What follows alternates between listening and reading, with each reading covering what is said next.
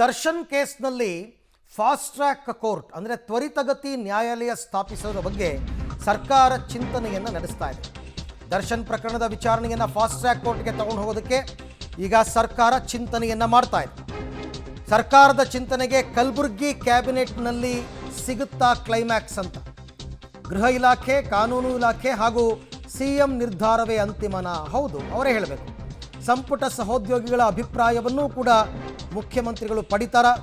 Fast track ಕೋರ್ಟ್ಗೆ ಸಂಪುಟ ಒತ್ತಡ ಹೆಚ್ಚಿದ್ರೆ ಚಿಂತನೆ ಬದಲಾಗುತ್ತಾ ಅಂತ, ಅದನ್ನು ಮಾಡಿಕೊಡೋದ್ರಿಂದ ಪ್ರಯೋಜನ ಏನು? ಹೆಸರೇ ಹೇಳೋ ಹಾಗೆ ತ್ವರಿತಗತಿ ನ್ಯಾಯಾಲಯ. ಆ ನ್ಯಾಯಾಲಯದಲ್ಲಿ ಇದೊಂದೇ ಕೇಸ್ ಬರ್ತಕ್ಕಂಥದ್ದು. ಸೊ ಪ್ರತಿನಿತ್ಯ ಇದನ್ನು ಹಿಯರಿಂಗ್ ಮಾಡಿ ಮಾಡಿ ಮಾಡಿ ಆದಷ್ಟು ಬೇಗ ಕೋರ್ಟು ತೀರ್ಪನ್ನು ಕೊಡಬಹುದು. ಅದಕ್ಕೆ ಈಗ ಪೊಲೀಸ್ ಇಲಾಖೆಯಿಂದಲೂ ಕೂಡ ಮನವಿ ಹೋಗುತ್ತೆ. ಕ್ಯಾಬಿನೆಟ್ನಲ್ಲಿ ಕೂಡ ಇದನ್ನು ಚರ್ಚೆ ಮಾಡಬೇಕಾಗುತ್ತೆ. ಮಾಡಿ ಮುಖ್ಯಮಂತ್ರಿಗಳು ಒಂದು ತೀರ್ಮಾನವನ್ನು ತಗೊಳ್ಬೇಕು. ಆ ರೀತಿ ಆದರೆ ಖಂಡಿತವಾಗಿ ಒಂದು ಫಾಸ್ಟ್ ಟ್ರ್ಯಾಕ್ ಕೋರ್ಟು ರಚನೆ ಆಗುತ್ತೆ. ಫಾಸ್ಟ್ ಟ್ರ್ಯಾಕ್ ಕೋರ್ಟ್ ಮಾಡಬೇಕು ಅದನ್ನು ತೀರ್ಮಾನ ಮಾಡ್ತಾರೆ. ರಿಕ್ವೆಸ್ಟ್ ಮಾಡಿದಾರಲ್ಲ ಸರ್ ಡಿಪಾರ್ಟ್ಮೆಂಟ್, ಅದಕ್ಕೆ ಕೋರ್ಟ್ ತೀರ್ಮಾನ ಮಾಡಿದ್ರು. ಅದು ಒಂದು ಚಿಂತನೆ ಇದೆ. ಯಾಕೆಂದರೆ ಬೇಗ ಮುಗಿದೋದ್ರೆ ಅದು ಕೇಸು ಏನು ತೀರ್ಮಾನ ಕೋರ್ಟ್ ತೀರ್ಮಾನ ಮಾಡುತ್ತೋ. ಈಗ ಅವರೆಲ್ಲ ಚಾರ್ಜ್ ಶೀಟ್ ಸಬ್ಮಿಟ್ ಮಾಡಿದ್ದಾರೆ. ಎಫೆಕ್ಟಿವ್ ಆಗಿ ಅದನ್ನೇನೇನು ಎವಿಡೆನ್ಸಸ್ಸು ಸಿಕ್ಕಿದೆಯೋ ಅದನ್ನೆಲ್ಲ ಸಬ್ಮಿಟ್ ಮಾಡಿದ್ದಾರೆ. ಅದರ ಆಧಾರದ ಮೇಲೆ ತೀರ್ಮಾನ ಆಗುತ್ತೆ. ಆ ಮನವಿ ನನ್ನ ಗಮನಕ್ಕೆ ಇನ್ನೂ ಬಂದಿಲ್ಲ. ನಮ್ಮ ಇಲಾಖೆ ಗಮನಕ್ಕೆ ಬಂದಿರಬಹುದು. ಹಾಗೇನಾದರೂ ಬಂದರೆ ನಾನು ಸನ್ಮಾನ್ಯ ಮುಖ್ಯಮಂತ್ರಿಗಳ ಜೊತೆ ಚರ್ಚೆ ಮಾಡಿ ಮುಂದಿನ ಹೆಜ್ಜೆ ಇಡ್ತೇನೆ.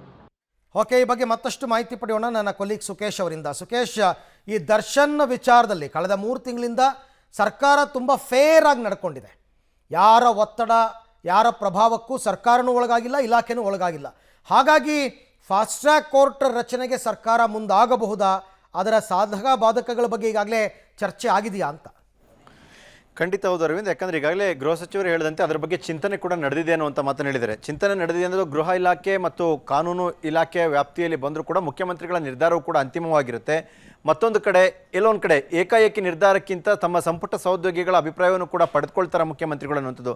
ಯಾಕಂದರೆ ಇದು ರಾಜ್ಯದ ಒಂದು ಸೆನ್ಸೇಷನ್ ಕ್ರಿಯೇಟ್ ಮಾಡಿದಂಥ ಒಂದು ದೊಡ್ಡ ಒಂದು ಪ್ರಕರಣ ಕೂಡ ಹೌದು. ಮತ್ತು ಗಂಭೀರವಾಗಿ ಅಂದರೆ ಸಾರ್ವಜನಿಕವಾಗಿರ್ಬೋದು, ಕಾನೂನಾತ್ಮಕವಾಗಿರ್ಬೋದು ಸಾಕಷ್ಟು ಸೂಕ್ಷ್ಮವಾಗಿ ಇದನ್ನು ಗಮನಿಸುವಂತಹ ಪ್ರತಿಕ್ರಿಯೆಗಳು ಬರ್ತಾ ಇರೋದ್ರಿಂದ ಸಹಜವಾಗಿ ಅದ್ರ ಬಗ್ಗೆ ಇಡೀ ಸರ್ಕಾರ ಗಮನ ಹರಿಸ್ಬೋದು. ಹಾಗಾಗಿ ಮುಖ್ಯಮಂತ್ರಿಗಳು ಅಥವಾ ಸೂಚನೆಯನ್ನು ಕೊಟ್ಟರೆ ಕಾನೂನು ಇಲಾಖೆ, ಗೃಹ ಇಲಾಖೆ ನಿರ್ಧಾರ ಮಾಡಿದ್ರೆ ಕೋರ್ಟಿಗೆ ಮುಂದೆ ತಮ್ಮ ಸರ್ಕಾರದ ಪ್ರಪೋಸಲನ್ನು ಇದಕ್ಕೆ ಮಾಡ್ಬೋದು, ಫಾಸ್ಟ್ ಟ್ರ್ಯಾಕ್ ಕೋರ್ಟ್ ಅನ್ನುವಂಥದ್ದನ್ನ ಮುಂದಿಡಲಿಕ್ಕೆ ಸಾಧ್ಯತೆ ಇದೆ. ಆದರೆ ಕೇವಲ ಅಷ್ಟಕ್ಕೆ ಸೀಮಿತವಾದರೆ ಆದಷ್ಟು ಬೇಗ ಕ್ರಮ ಆಗಬಹುದು.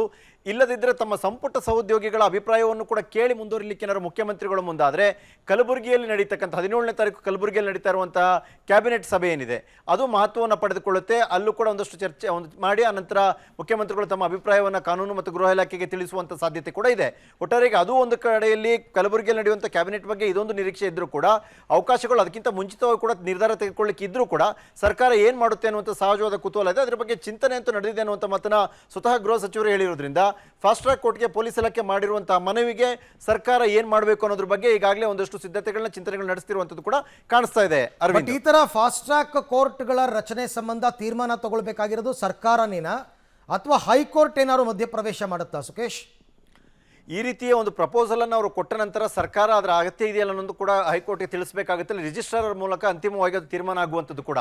ಹಾಗಾಗಿ ಸರ್ಕಾರದ ಪಾತ್ರವಿರುತ್ತದೆ, ಕಾನೂನು ಇಲಾಖೆ ಮತ್ತು ಗೃಹ ಇಲಾಖೆಗೆ ಸಂಬಂಧಪಟ್ಟಂಥ ಪಾತ್ರವೂ ಕೂಡ ಅಲ್ಲಿರುತ್ತೆ. ಎಲ್ಲವೂ ಕೂಡ ಇದು ತುರ್ತು ಆಗಲೇಬೇಕಿದೆ, ಈ ಕಾರಣಗಳಿಗೆ ಆಗಬೇಕು ಅನ್ನುವಂಥ ಸ್ಪಷ್ಟತೆಗಳೊಂದಿಗೆ ಮುಂದುವರೆದ್ರೆ ನ್ಯಾಯಾಲಯ ಆಗ ತೀರ್ಮಾನವನ್ನು ಕೈಗೊಳ್ಳಬೇಕಾಗುತ್ತೆ. ಹಾಗಾಗಿ ಮೊದಲು ಸರ್ಕಾರ ಮಟ್ಟದಲ್ಲಿ ಬಂದಿರುವಂಥ ಮನವಿಯನ್ನು ಸರ್ಕಾರ ಹೇಗೆ ಸ್ವೀಕರಿಸುತ್ತೆ ಮತ್ತು ಅದನ್ನು ಹೇಗೆ ನಿರ್ಧಾರವನ್ನು ಕೈಗೊಳ್ಳುತ್ತೆ ಅನ್ನೋದ್ರ ಮೇಲೆ ಅದು ಕೂಡ ತೀರ್ಮಾನ ಆಗುವಂಥ ಸಾಧ್ಯತೆ ಇರುತ್ತೆ. Arvind, right Sukesh, thank you ತಮ್ಮ ಎಲ್ಲ ಮಾಹಿತಿಗಾಗಿ. ನೋಡೋಣ ಆ್ಯಕ್ಚುಲಿ ಅದು ಹೆಂಗೆ ಅಂತಂದರೆ ಇವರು ತೀರ್ಮಾನ ತಗೋಬೇಕು. ಕಾನೂನು ಇಲಾಖೆಯಿಂದ ಸ್ಪೆಷಲ್ ಪಬ್ಲಿಕ್ ಪ್ರಾಸಿಕ್ಯೂಟರ್ ಹೈಕೋರ್ಟ್ ಗಮನಕ್ಕೆ ತರಬೇಕಾಗುತ್ತೆ. ಹೈಕೋರ್ಟು ಅದನ್ನು ಪರಿಶೀಲಿಸಿ ಒಂದು ಹಿಯರಿಂಗ್ ಕೂಡ ಇರ್ತದೆ. ಸ್ಪೆಷಲ್ ಪಬ್ಲಿಕ್ ಪ್ರಾಸಿಕ್ಯೂಟರ್ ಮನವಿ ಮಾಡಬೇಕಾಗುತ್ತೆ ಚೀಫ್ ಜಸ್ಟಿಸ್ಗೆ, ಯಾಕೆ ಫಾಸ್ಟ್ ಟ್ರ್ಯಾಕ್ ಕೋರ್ಟ್ ರಚನೆ ಆಗಬೇಕು ಅಂತ. ಅದನ್ನು ಕೇಳಿ ಆ ನಂತರ ಚೀಫ್ ಜಸ್ಟಿಸ್ ತೀರ್ಮಾನ ತಗೊಂಡು ಒಂದು ಕೋರ್ಟನ್ನು ಫ್ರೇಮ್ ಮಾಡ್ತಾರೆ.